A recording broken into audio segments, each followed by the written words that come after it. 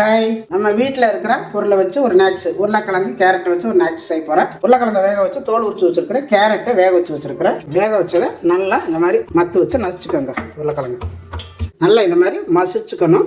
ஒரு ஸ்பூனு அரிசி மாவு, கொஞ்சம் போல் கார்ன்ஃப்ளவர் மாவு, அரை ஸ்பூனு ரவை, இதுக்கு தேவையான அளவு சால்ட்டு எல்லாத்தையும் சேர்த்து நல்லா பிசைஞ்சுக்கலாம். பிணைஞ்சிட்டு இதில் கொஞ்சமாக எடுத்து சின்ன சின்னதாக ஒரு பால்ஸ் மாதிரி உருட்டிக்கோங்க. இந்த மாதிரி எல்லாமே உருட்டி எடுத்துக்கலாம். இப்போ பாருங்கள், எல்லாமே உருட்டி எடுத்தாச்சு. இங்கே எண்ணெய் காஞ்சிட்டு இருக்குது. வேணுமா எண்ணெய்க்குள்ள போட்டு பொரிச்சு எடுத்துக்கலாம்.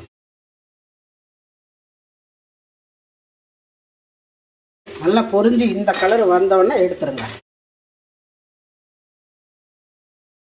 எல்லாம் பொரிச்சு எடுத்தாச்சு. இங்கே பார்த்தீங்கன்னா தக்காளி சாஸ், சோயா சாஸ் கொஞ்சம் எடுத்து வச்சுருக்கிறேன். வடச்சட்டி அடுப்பில் வச்சுருக்கிறேன். அதில் விட்டுக்கலாம். நல்லா இந்த மாதிரி கொதிச்சதும் நம்ம வச்சுருக்கிற உருண்டைகளை அதில் சேர்த்துக்கலாம். அவ்வளோதான். பாருங்கள், நல்லா வத்தி வந்துருச்சு. உருளைக்கிழங்கு கேரட்டை வச்சு சூப்பரான ஒரு ரெசிபி.